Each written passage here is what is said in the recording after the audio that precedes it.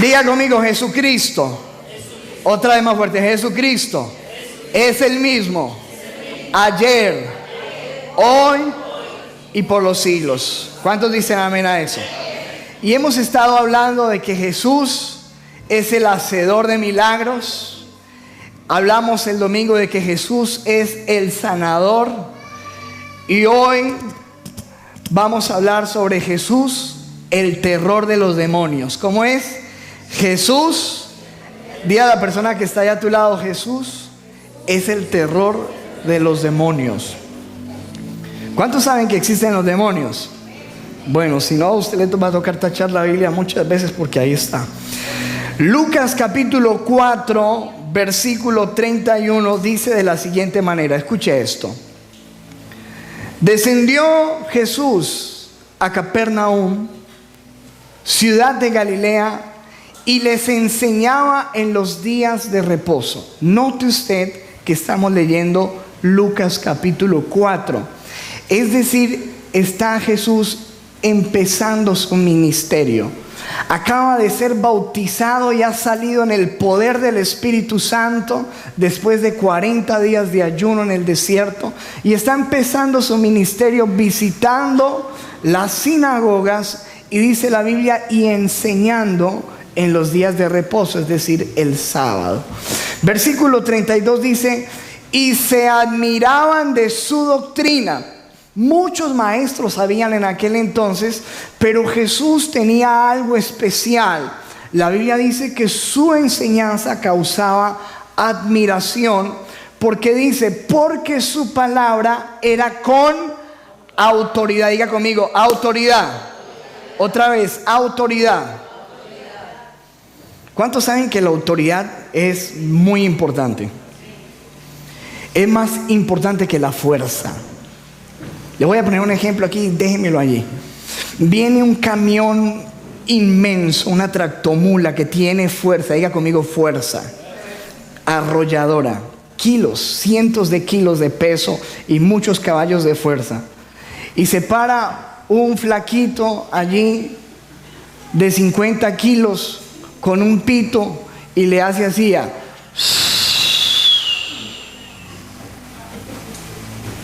Y ese flaquito que no tiene nada de fuerza, con la autoridad que tiene, puede hacer parar una tractomula que tiene fuerza. ¿Cuántos ven la importancia? Lo que es la fuerza y la autoridad. Pues lo que nos dice la Biblia es que cuando Jesús predicaba, lo hacía con autoridad y la gente estaba admirada de su doctrina.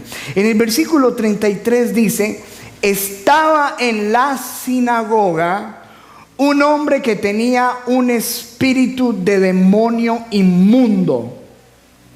¿Dónde estaba? ¿En el bar? ¿En la discoteca? ¿En la casa de citas? ¿Dónde estaba el endemoniado? Sí, es que en la iglesia hay de todo, hermano. Mire bien a la persona que está allá a su lado, mírelo así como sospechoso. Porque lo que dice la Biblia es que en la sinagoga estaba un hombre que tenía un demonio inmundo, el cual, cuando Jesús empieza a enseñar con autoridad, Jesús está empezando su ministerio, exclamó a gran voz, es decir, empezó a gritar en medio de la reunión, diciendo, déjanos, ¿qué tienes con nosotros, Jesús Nazareno? ¿Has venido para destruirnos? Y escuche lo que dice, yo te conozco, yo sé quién eres, el Santo de Dios. Wow, ¿qué le parece a usted eso? En ese versículo nosotros notamos algunas cosas interesantes. Primero, que el demonio se incomodó cuando vio a Jesús hablar, ¿cierto? Se incomodó, ¿cierto? Le dañó, como decimos por ahí, el parche, ¿cierto? Se incomoda, empieza a gritar y empieza a decir, yo te conozco y yo sé a qué has venido, sé que eres el Santo de Dios y sé que has venido a destruirnos. ¿Qué le parece a usted eso? Wow. Qué tremendo que la Biblia nos dice que existen los demonios y que los demonios conocen a Jesús. Y la Biblia dice que tiemblan. ¿Amén o no? Ahora escuche. En este momento había llegado el terror de ese demonio a la sinagoga. Jesús, porque Jesús es el terror de los demonios. A los niños, usualmente, los adultos les muestran fotos de monstruos para que se tomen la sopa, ¿cierto? Vea, si usted no le toma la sopa, viene el coco y vea. Pues a los demonios le muestran la foto de Jesús para que se tome la sopa. Porque los demonios tiemblan delante de su presencia, y eso es lo que nosotros estamos viendo allí, que lo conocen. Dice: yo te conozco, sé quién eres el Santo de Dios y has venido para destruirnos. ¿Qué tienes con nosotros? Mire cómo lo dice esta versión. Esta es la Nueva Traducción Viviente. Escuche esto: vete. Mira qué descarado. Pon la siguiente versión, hijo. Dice: vete, ¿por qué te entrometes? No sé si está allí en la pantalla, pero escúchelo. ¿Por qué te entrometes con nosotros, Jesús de Nazaret? Has venido a destruirnos, yo sé quién eres, el Santo de Dios. Dice: ¿por qué te entrometes?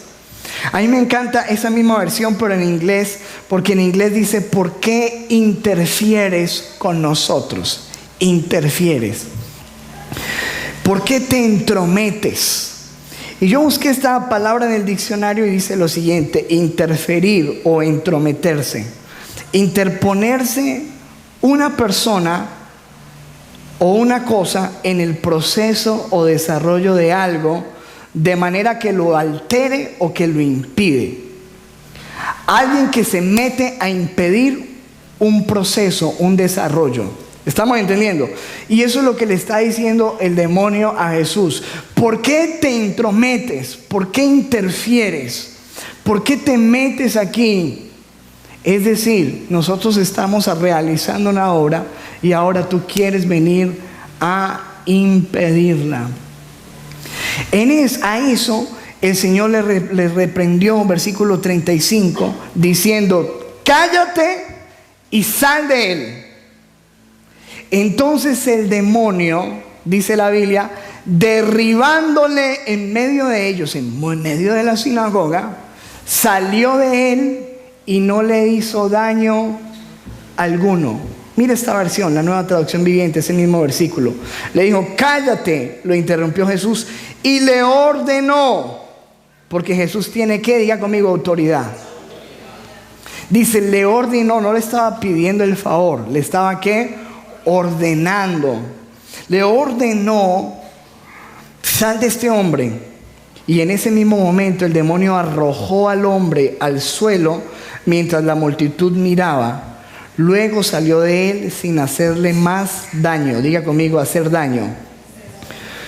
Porque el propósito de estos seres espirituales que la Biblia menciona y que Jesús vino a combatir, según la Biblia, es hacerle daño a las personas. Dice: se fue sin hacerle más daño. Pero Jesús tiene la autoridad, tenían la autoridad en aquel entonces, y les ordenó, y vemos como por la palabra, la Biblia nos muestra que estos demonios se sujetan y se tienen que sujetar a Jesucristo. ¿Cuántos dicen amén a eso? Miremos lo que dice Lucas capítulo 4 versículo 36. Dice: y estaban todos maravillados y hablaban unos a otros diciendo: ¿qué palabra es esta? Y dice: ¿con qué autoridad y poder manda a los espíritus inmundos y salen? La gente estaba aterrada, porque si usted lee la Biblia, ¿cuántos han leído aquí la Biblia y Artico? Bueno, lo felicito. Si usted lee la Biblia en todo el Antiguo Testamento, muy poco o nada se habla de los demonios. Pero tan pronto llega Jesús, se empiezan a alborotar todos. ¿Sí o no? Y ahí es donde usted en el Nuevo Testamento ahora sí empieza a escuchar sobre esto que no se escuchaba en el Antiguo Testamento con mucha frecuencia.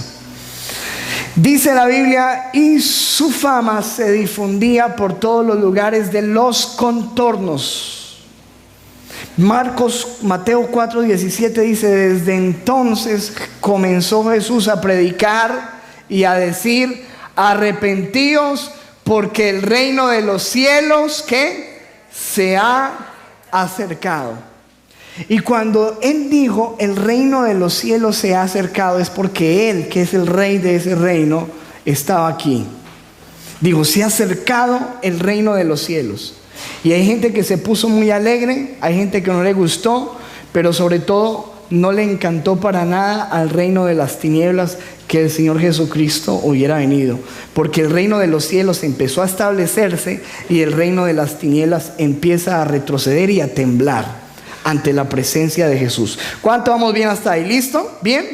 Mateo 8, versículo 16 nos muestra a Jesús realizando lo siguiente. Dice, cuando llegó la noche, trajeron a Él muchos que endemoniados, y con la palabra, ¿con qué lo echaba? ¿A bibliazos? Dice, y con la palabra echó fuera a los demonios y sanó a todos los enfermos. La gente le empezó a traer a Jesús a las personas que estaban endemoniadas, y dice la palabra que con su palabra los echaba fuera.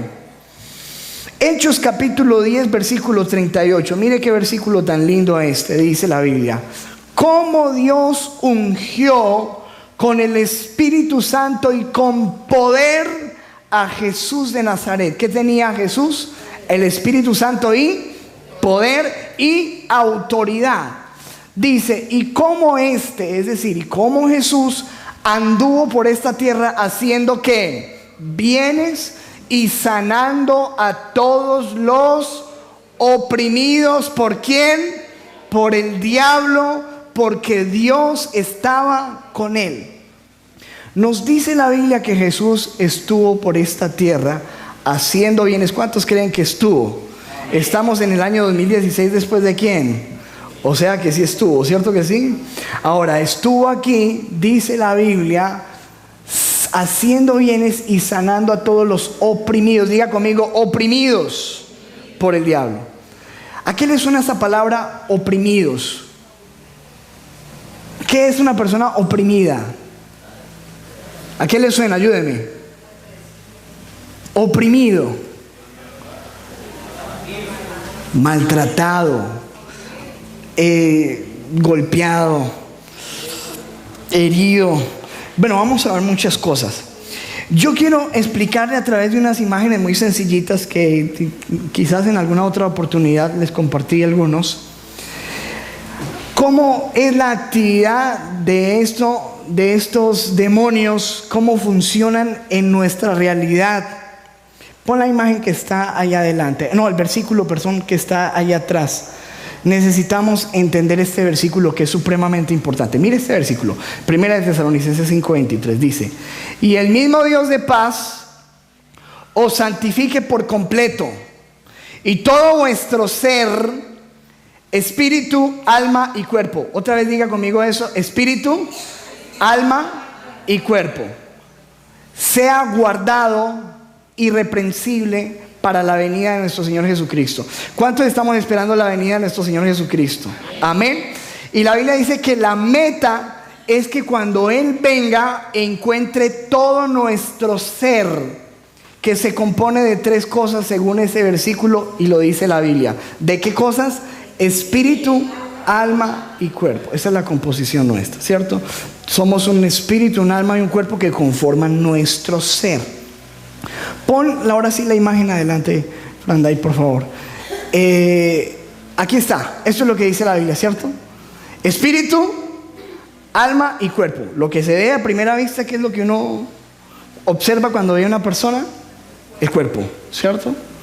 Pero dice la Biblia que dentro de ese cuerpo hay un alma y hay un espíritu. Esto es la conformidad. Y la idea es que esto sea guardado. Pon la imagen siguiente, por favor. El cuerpo El alma y el espíritu tiene esta división que vemos allí. En el cuerpo nosotros tenemos los sentidos, ¿cierto que sí? Los 5 sentidos, que es gusto, tacto, olfato, oído, vista, ¿cierto que sí? Tenemos los sentidos. A través de los sentidos nosotros recibimos toda la información. Luego el alma está constituida por la mente. ¿Cuántos tienen una mente aquí? Todos, ¿cierto? Esperamos que sí y que la estemos usando. Mente, emociones y la voluntad. Algunos eruditos han dividido la estructura del ser de esta manera. Tenemos un cuerpo con los 5 sentidos, un alma con mente, emociones y voluntad, y tenemos un espíritu, que dentro del espíritu está nuestra conciencia, que es aquella alarmita de nuestro ser que nos indica lo que está bueno y lo que está malo. Tenemos la intuición, que es esa parte nuestra interior que nos dice que hay algo más. ¿Se acuerdan los indígenas cómo se enterraban ellos? Se enterraban con sus pertenencias porque dentro de ellos había algo que les decía que había algo más allá de la muerte, ¿cierto? La intuición, la Biblia dice que Dios ha puesto eternidad en el corazón de los hombres, intuición. Y la comunión es la parte donde yo tengo una relación con Dios. Cuando Dios le dijo al hombre, si comes del fruto ciertamente morirás. ¿Murió el hombre en su cuerpo? En su alma no, murió espiritualmente, ¿cierto? Una muerte espiritual. Su comunión con Dios se rompió. Esta es la estructura de nuestro ser. ¿Vamos bien hasta ahí? ¿Problemas? Muy bien. Sigue allí adelante, por favor. La Biblia dice que nosotros somos el templo del Espíritu Santo. ¿Cuántos dicen amén a eso? ¿Cuántos somos el templo de Dios? Cuando usted mira la antigüedad, el templo estaba constituido por 3 lugares. Que un lugar se llamaba el atrio, que era la parte de afuerita. Luego venía el lugar santo, ¿cierto? Que es donde estaban los panes, algunos símbolos importantes.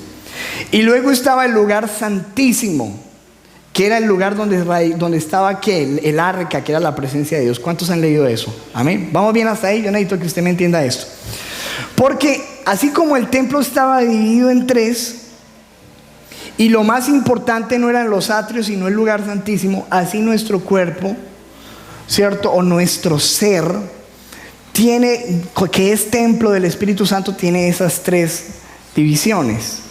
El cuerpo, que es como el atrio, el lugar santo, que es nuestra alma, y el lugar santísimo, que es nuestro espíritu. Pásala allá al frente, por favor, la siguiente imagen. La Biblia nos muestra que el enemigo es real y que tiene un reino que es real, que aunque nosotros los seres humanos no lo podamos ver, existe. Y que así como nosotros en algún tiempo no creíamos que habían gérmenes, bacterias, microorganismos que nos afectaban, y la gente le decía a Pasteur que estaba loco, después se dieron cuenta que era una realidad y que hay un mundo microscópico. Pero también hay un mundo espiritual que no es perceptible a nuestra vista, pero que es real. Y en ese mundo espiritual está Dios, están los ángeles, y está Satanás, el enemigo, y están los demonios. ¿Estamos bien hasta ahí? Bueno, eso es lo que dice la Biblia. La Biblia dice en Juan capítulo 10, versículo 10, que el enemigo tiene 3 funciones, 3 propósitos contigo, conmigo y con todos, que es robar, matar y destruir. ¿Cierto que sí? Él quiere matarte, robarte y destruirte. Y la Biblia dice que Jesucristo vino para darnos vida y vida en abundancia. Y también dice la palabra que el enemigo anda como león rugiente buscando a quien devorar. O sea, nos muestra la Biblia que el enemigo está mirando cómo atacar. También dice la Biblia en Efesios, no deis lugar al diablo. ¿Todos están familiarizados con esos versículos? Bueno, esos versículos están allí y son reales. Entonces, cuando la Biblia dice no den lugar, es guarde las puertas. del templo, que empieza por los sentidos. El primer blanco del enemigo es los sentidos. Por los sentidos fue que atacó a Eva, ¿o no? ¿Qué le dijo a Eva? Dice que ella vio que el árbol era bueno para comer, o sea, para el gusto, y era agradable a los ojos, y lo codició. ¿Por dónde empezó la tentación? Y dice la Biblia que el enemigo le dijo, o sea que ella lo escuchó. ¿Cuántos están viendo que ahí están los sentidos? Esa es la manera como el enemigo ataca primero, por los sentidos. Por eso dice la Biblia que nuestros sentidos tienen que ser cuidados para que no seamos engañados. Dice el apóstol Pablo, porque no quiero que así como la serpiente engañó a Eva, vuestros sentidos sean de alguna manera extraviados, engañados. Entonces, lo primero es que hay un ataque al cuerpo a través de los sentidos. Eso se llama opresión. ¿Cómo se llama eso, iglesia? Opresión. Por eso dice la Biblia que el Señor vino a ayudar a los que estaban oprimidos por el diablo. ¿Qué es opresión? Le voy a leer algunas cositas de aquí. Opresión, según el diccionario, es el acto de oprimir, sofocar, presionar, someter a una persona. Hablándolo espiritualmente, es el ataque que el enemigo hace al cuerpo y a los sentidos. ¿Cómo lo puede hacer? Lo puede hacer con enfermedades. ¿Cuántos saben que el enemigo puede traer enfermedades? Se lo demuestro con la Biblia. Pon el versículo siguiente. Lucas 13:10. Enseñaba Jesús en una sinagoga en el día de reposo. Versículo 11. Lucas 13:11. Y había allí una mujer que desde hacía 18 años tenía espíritu de enfermedad y andaba encorvada y en ninguna manera se podía enderezar. Dice la Biblia que tenía ¿qué? Espíritu de ¿qué? De enfermedad. ¿Lo ve usted ahí en la Biblia o no? Tenía espíritu de enfermedad. Y cuando él saca ese demonio, Jesús sana a esta mujer, la gente se pone ahí a malinterpretar, a hablar cosas de Jesús. Y dice la Biblia que Jesús dijo en el versículo 16: a esta hija de Abraham, pon el versículo 16 por favor, a esta hija de Abraham que Satanás había atado o tenía atada durante 18 ¿qué?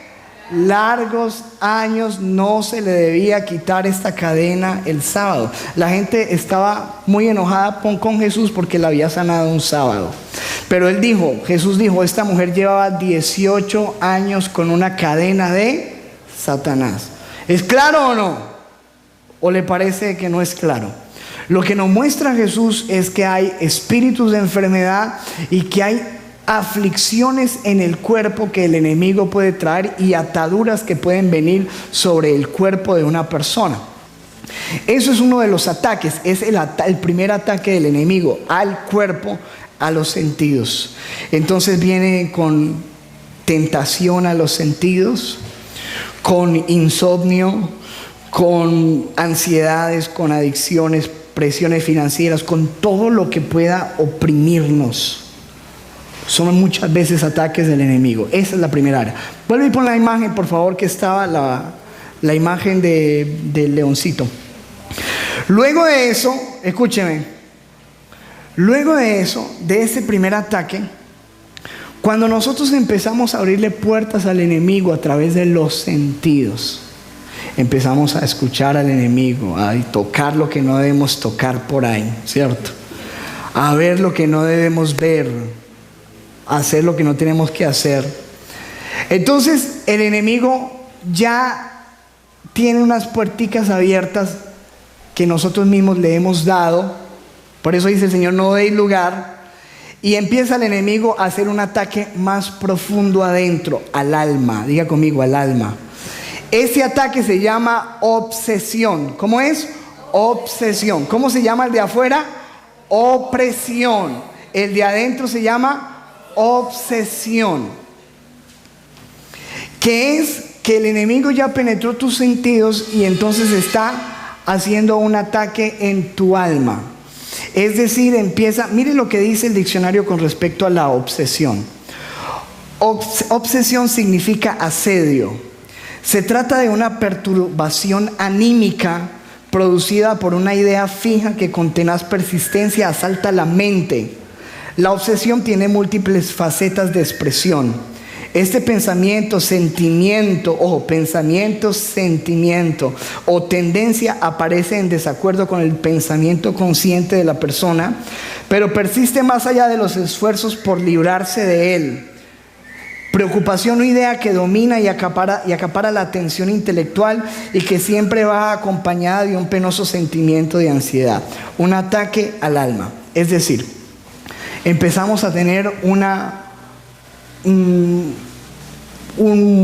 malestar interior. Se lo voy a demostrar con esto. Lo que usted escucha por sus sentidos produce en usted emociones. Si usted en este momento llega a alguien corriendo y le da una mala noticia de que algún familiar suyo acaba de morir, ¿eso produce algo dentro de usted o no produce algo dentro de usted? Claro. ¿Produce tristeza, depresión, soledad, preocupación o no? Lógico, las cosas externas se meten y empiezan a producir un malestar interno. Entonces, la segunda área que el enemigo toma es atacar la mente, las emociones y voluntad. Y de allí entonces vienen contando, por ejemplo, explosiones de ira, altibajos en niveles emocionales, temores, desesperanza, frustración, fijaciones anormales, pensamientos de muerte, depresión, obsesión sexual, fantasías sexuales, furia, enojo, malestar. Todo eso está acá adentro. ¿Cierto que sí? Segundo, allí, y usted, por más que quiera dejar de pensar, no se le sale esa idea o ese pensamiento o ese recuerdo o ese dolor del pasado, y el enemigo está trabajando adentro. ¿Cuánto me están entendiendo? ¿Bien? Esa es la segunda, obsesión. Cuando una persona sigue abriendo puertas y abriendo puertas y abriendo puertas, entonces el enemigo entra al lugar santísimo, que es al espíritu. Y eso allí ya se llama, según la Biblia, posesión. ¿Cómo es, iglesia? Posesión. O sea que el enemigo ya entró y ya maneja. Y eso es lo que nos dice la Biblia que Jesús vino a libertar, porque la gente venía como endemoniada. ¿Qué significa endemoniada? Que tenía el demonio adentro viviendo y que los controlaba. Ya no es una opresión afuera, ya no es una obsesión, una molestia interna, ya es una posesión. El enemigo adentro. Pon ahí la imagen siguiente, por favor. Entonces, como usted puede ver, amado, esas son las puertas. ¿No están ahí la imagen de las puerticas negritas? Las puertas que nosotros, hermanos, no podemos. Dile a la persona que está de tu lado: no podemos abrir puertas. Dile a la persona que está a tu lado: no podemos abrir puertas al enemigo. Hay un caso de la Biblia que yo quiero que nosotros miremos, que está en Marcos capítulo 5, versículo 1, y lo voy a leer la Nueva Versión Internacional. Mire esto. Cruzaron el lago hasta llegar a la región de los Gerasenos. Tan pronto como desembarcó Jesús, un hombre como poseído, ojo, poseído por un espíritu maligno, le salió al encuentro de entre los sepulcros. Versículo siguiente. Este hombre vivía, ¿en dónde vivía? En los sepulcros, porque ellos aman la muerte. Y dice, y ya nadie podía sujetarlo, ni siquiera con cadenas. Una fuerza descomunal poseen estos seres cuando están dentro de una persona. Dice, ni siquiera podían sujetarlo con cadenas. Versículo siguiente. Muchas veces lo habían atado con cadenas y grilletes, Pero él, ¿qué dice la Biblia? Los destrozaba y nadie tenía fuerza para dominarlo. Estoy leyendo la Nueva Versión Internacional. Nadie que tenía fuerza para dominarlo. Versículo siguiente. Noche y día andaba por los sepulcros y por las colinas. ¿Cómo andaba? Gritando y golpeándose con piedras. O sea, estos les gusta llamar la atención, asustar, hacer ruido y dañar a la persona que habitan. ¿Cierto que sí? Porque dice que se golpeaban con piedras. Versículo 6. Cuando vio a Jesús desde lejos, corrió, y este hombre que no lo podía dominar nadie, ¿qué hizo cuando vio a Jesús? Se postró, se acordó de la foto cuando le daban la sopita, ¿cierto? Y dijo, wow. Dice, se postró delante de Jesús y le dijo, ¿por qué te entrometes, Jesús, Hijo del Dios Altísimo? Ojo, le está volviendo a decir lo mismo que otro por allá, ¿cierto? Siempre decían lo mismo. ¿Por qué te entrometes? Este hombre es asunto mío, yo lo quiero destruir. Quiero destruir su vida, su familia. ¿Por qué te entrometes? Jesús, Hijo del Dios Altísimo, gritó con fuerza, te ruego por Dios que no me atormentes. ¿Qué tal? A ellos les gusta atormentar, pero no quería que lo atormentara Jesús. Es que Jesús le había dicho, sal de este hombre, espíritu maligno. Versículo siguiente. ¿Cómo te llamas?, le preguntó Jesús. Dijo, me llamo Legión, porque somos muchos. O sea que no era uno, eran varios dentro de un solo hombre. Y dijo, como en una colina estaba paciendo una manada de muchos cerdos, los demonios le rogaron a Jesús. Yo quiero que entendamos eso. Le rogaron. Diga conmigo, le ruegan a Jesús. Le rogaron a Jesús. Mándanos a los cerdos. Déjanos entrar en ellos. Así que él les dio permiso. Diga conmigo, los demonios necesitan permiso de Jesús. Amén. Les dio permiso. Cuando los espíritus malignos salieron del hombre, entraron en los cerdos, que eran unos 2000, y la manada se precipitó al lago por el despeñadero y allí se ahogó, porque ellos siempre buscan destruir. Dice la Biblia en versículo 14, los que cuidaban los cerdos salieron huyendo y dieron la noticia en el pueblo y por los campos, y la gente fue a ver lo que había pasado.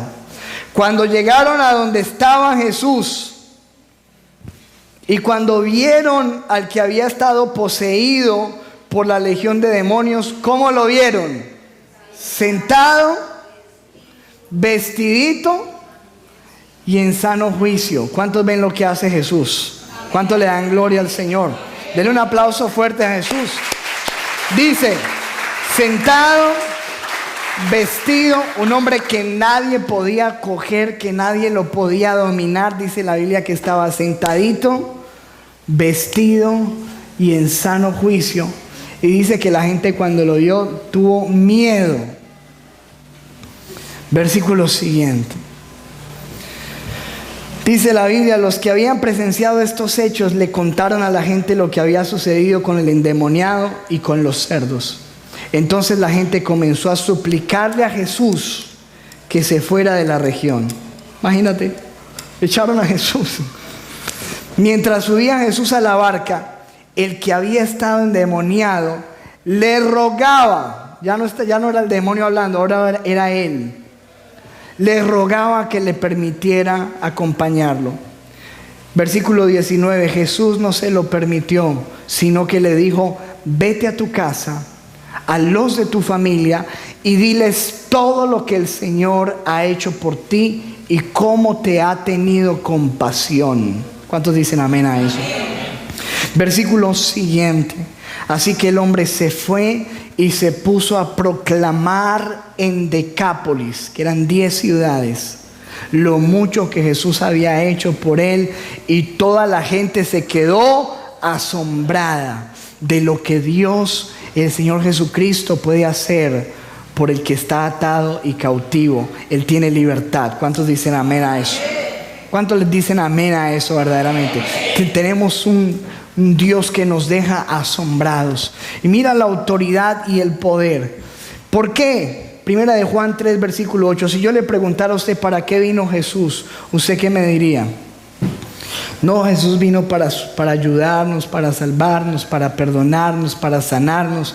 Pues mire lo que dice la Biblia, el propósito de lo que vino Jesús a hacer. Primera de Juan 3:8. El que practica el pecado es del diablo, porque el diablo peca desde el principio.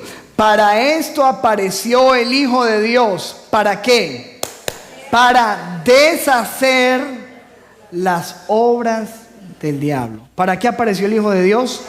Oh, para deshacer las obras del diablo. Es decir, el diablo ha estado obrando en tu vida, en mi vida, en mi familia, dañando nuestra salud, dañando nuestras emociones, tratando de destruirnos. Y lo que viene a hacer Jesús es a deshacer todo lo que el enemigo ha estado haciendo. Ese es el Jesús que nosotros tenemos, un Jesús que ofrece no solamente milagros, como ya lo escuchamos, que sana, sino un Jesús que liberta también. Y Él quiere libertar tu vida y la mía, porque muchas veces nos encontramos con vicios que no podemos dejar, con pensamientos que no nos podemos sacar de la mente, con cargas en nuestra vida, con aflicciones, con depresiones, con enfermedades, y por más que luchamos no podemos ser libres. Pero la buena noticia es que Jesús quiere liberarte, liberarme, liberarnos a todos. ¿Cuántos dicen amén a eso? Y tiene todo el poder y tiene toda la autoridad para hacerlo. Lo dice la Biblia que lo expulsaba a los demonios con su boca. Pero hay uno de los milagros de Jesús que a mí me asombra. Ya antes de terminar quiero que lo leamos. Marcos capítulo 7, versículo 24. Mira esto. Te lo voy a leer en la versión internacional. Dice: Jesús partió de allí y fue a la región de Tiro. Entró en una casa y no quería que nadie lo supiera. En esta ocasión Jesús no quería que nadie se acercara. Se encerró en una casa y que nadie se entere que estoy aquí. Dice, pero no pudo pasar inadvertido. Porque cuando la gente veía a Jesús, veía al hacedor de milagros, al sanador, al libertador, al Dios todopoderoso hecho carne. Amén. Versículo 26. Versículo 25. De hecho, muy pronto se enteró de su llegada una mujer que tenía una niña poseída por un espíritu maligno. Qué tremendo. ¿Te imaginas a la mamá de esta niña? Una cosa impresionante. Y ella fue y se arrojó a sus pies. Y Jesús ese día no estaba de milagros. Quería descansar, ¿cierto? No quería que nadie lo viera. Pero aquí viene esta mujer, dice, tengo una hija con un demonio metido, necesito ayuda. Y se le arroja y se le tira a los pies a Jesús, el terror de los demonios. Y en el versículo siguiente dice, 26, esta mujer era extranjera, sirofenicia de nacimiento, y le rogaba a Jesús, le rogaba que expulsara de su hija al demonio. Versículo siguiente, Jesús le dijo, deja que primero se sacien los hijos, replicó Jesús, porque no está bien quitarles el pan a los hijos y echárselo a los perros. Eso es ofensivo. ¿Cuántos están entendiendo eso ahí? Escúcheme, recuerden que esta era una mujer que extranjera. Y Jesús había venido solamente para hacer una obra entre los judíos. Y cuando esta mujer le pide un milagro, le dice, no, yo no puedo hacer el milagro porque me estoy ocupando de los hijos. No puedo tomar el pan de los hijos y dárselo a los perros. ¿Qué te parece que tú vinieras a pedirle un milagro a Jesús y que te dijera eso? Alguno saldría ofendido. Esta mujer, mire lo que hizo, versículo 28. Sí, Señor, respondió la mujer, pero hasta los perros comen debajo de la mesa las migajas que dejan los hijos. Yo quiero un sobradito aunque sea, Señor, pero yo necesito un milagro porque mi hija está con un demonio adentro.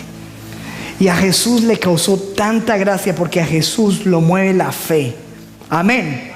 Cuando Jesús ve la fe de esta mujer, versículo siguiente, mire el versículo 29. Jesús le dijo: por haberme respondido así, puedes irte tranquila, el demonio ha salido de tu hija.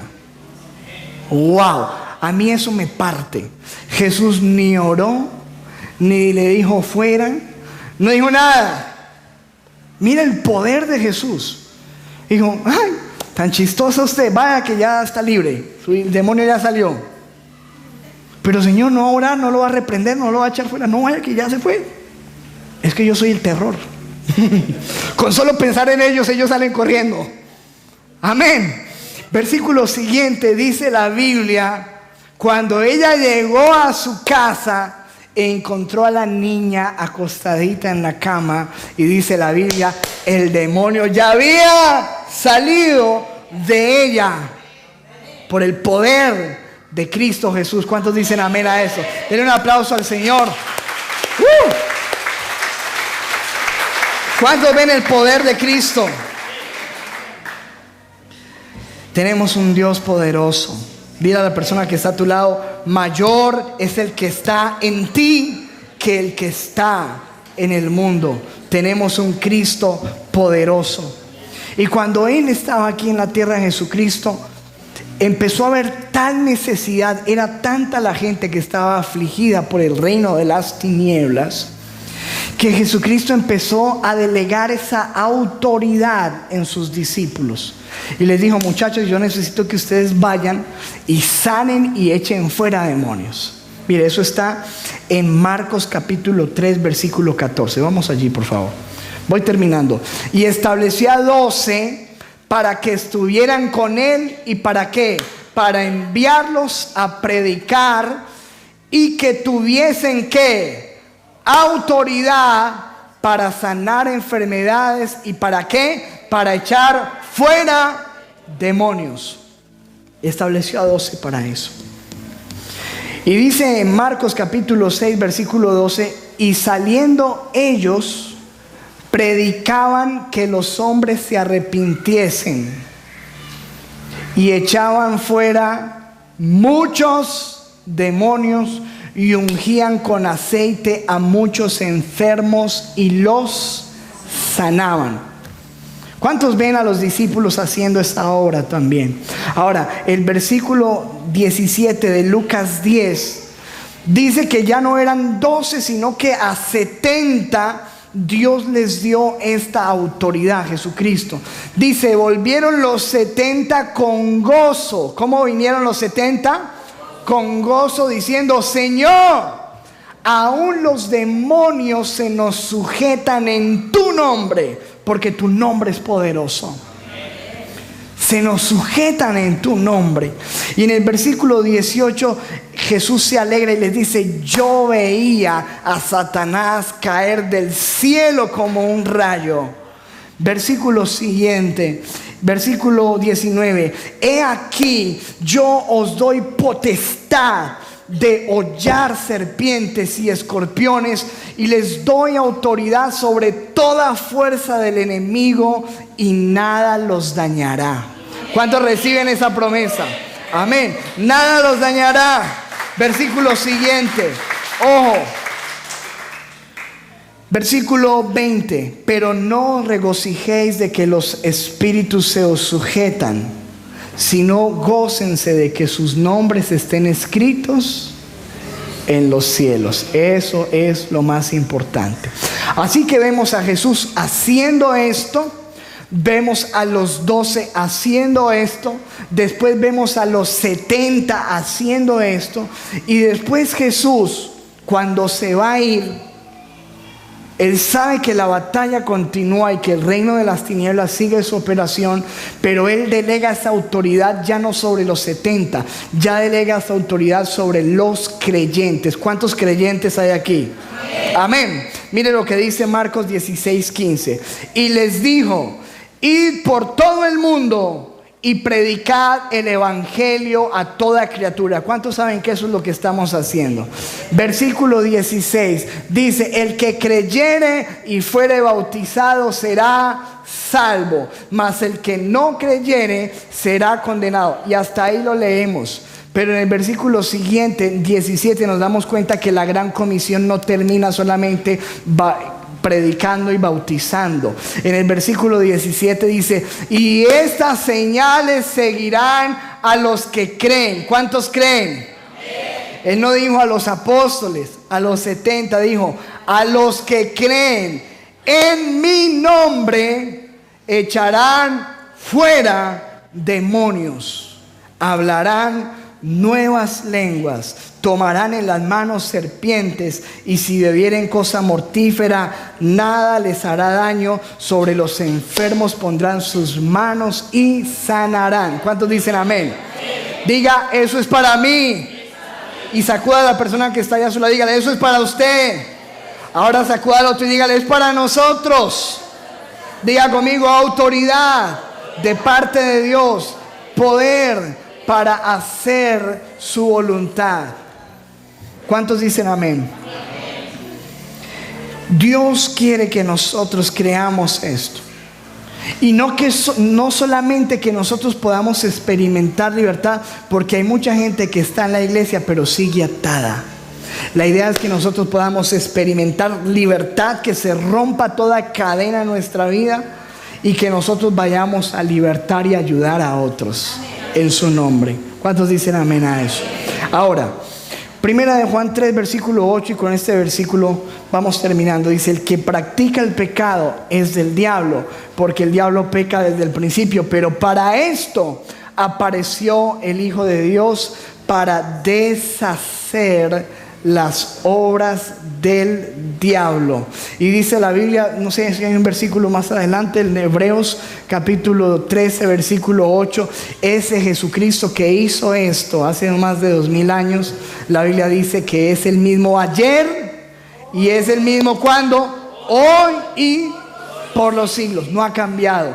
Él sigue libertando y Él sigue siendo el terror de los demonios. ¿Cuántos dicen amén a eso? Denle un aplauso fuerte al Señor. Póngase de pie, por favor, y vamos a orar. Levante sus manos al Señor y vamos a proclamar la libertad del Hijo de Dios, de Cristo Jesús, sobre nuestras vidas. Levante sus manos al Señor y vamos a pedirle que primero nos liberte Él a cada uno de nosotros de toda opresión. Si usted ha sentido opresión en su cuerpo, en su vida, levante sus manos al Señor y dígale: Padre, hoy vengo delante de ti en el nombre de Jesús, rogando tu libertad de toda opresión. Levante su mano y diga conmigo: yo renuncio en el nombre de Jesús a toda opresión, a toda enfermedad, a todo desaliento, a todo cansancio, a todo estrés sobre mi vida, todo lo que causa en mi vida sueño, desaliento, desánimo, pereza, enfermedad. En el nombre de Jesús, Señor, rogamos, Padre, en tu nombre, que traigas libertad de toda opresión del enemigo, en el nombre poderoso de Jesús. Levante sus manos al Señor y dígale: Dios, toma mis ojos, toma mi mente, toma mis oídos, toma mis sentidos, toda puerta que yo haya abierto voluntariamente. Hoy, en el nombre de Jesús, yo te pido que sea cerrada y que hoy tú traigas libertad a mi vida en el nombre de Jesús. Ahora levanta tus manos y vamos a clamar para que toda obsesión, todo ataque del enemigo a nuestra alma sea derribado hoy por el poder de Jesucristo. Levante sus manos y dígale: Dios, toma mi mente. Ponga sus manos allí en su cabeza y dígale: Señor, entrego mi mente. Todo pensamiento de fracaso, de frustración, de desilusión, temores en mi vida, depresión, angustia, miedo, yo lo echo fuera de mi vida por el poder de Cristo Jesús. Y ahora mismo, Señor, libértame, sana mi interior. Dile: Señor, te entrego mis emociones, todo sentimiento de odio, de rencor, de venganza. Señor, yo renuncio a ello en el nombre poderoso de Jesús. Y hoy, Padre amado, Señor, recibo la libertad de toda obsesión en mi mente, en mi alma, Señor, en mis emociones. Dile: Señor, que mis emociones sean sanadas. Señor, ahora mismo toda depresión, toda frustración, todo pensamiento de derrota, toda duda, toda desconfianza, Señor, toda sospecha, todo temor en mi vida, en el nombre de Jesús, sea desarraigado. Toda enfermedad interior en mi vida sea quitada. Y hoy, Padre, se rompa toda cadena del enemigo adentro de mi ser. Y ahora mismo dile: Señor, mi espíritu sea libre. Señor, toda atadura en el espíritu sea cortada por el poder del Espíritu Santo. Todo lo que impide que nos relacionemos contigo, todo lo que impide que podamos orar, que podamos servir, que nos concentremos en Dios. Hay veces pensamientos que está usando el enemigo para que tú no puedas orar, para que no podamos meternos con Dios. Dile: Señor, en el nombre de Jesús, nosotros renunciamos a todo esto. Que toda cadena sea rota por el poder del Espíritu Santo. Echamos fuera toda actividad de demonios en este lugar, en esta iglesia, en estas familias. Vamos, levante sus manos y ore por su casa y dígale: Señor, liberta a mis hijos, liberta a mis padres, liberta a mis hermanos. Todo vicio, toda atadura, toda cadena sea rota por el poder del Espíritu Santo. Y hoy, Padre amado, recibimos la libertad del Hijo de Dios. Ahora mismo echamos fuera toda obra de las tinieblas, echamos fuera todo demonio y toda atadura, Señor, en nuestras vidas, en nuestras familias, en nuestra iglesia, en el nombre de Jesús. Todo lo que haya venido sobre la iglesia para impedir el crecimiento, para impedir el avance, lo rechazamos, lo echamos fuera en el nombre de Jesús. Levante esas manos y dígale: Señor, gracias por la libertad que tú me das. Señor, todo lo que el enemigo haya usado de mi pasado, recuerdos del pasado, abusos, Señor, se han echado fuera de mi mente, de mi corazón, de mi cuerpo, y hoy somos libres. Toda cadena, todo vicio se rompe, toda atadura es cortada, y en el nombre de Jesús somos libres. Levante sus manos y diga: yo soy libre. Yo soy libre por la sangre de Cristo, porque el Hijo de Dios, Jesucristo, vive en mí, y mayor es el que vive en mí que el que está en el mundo.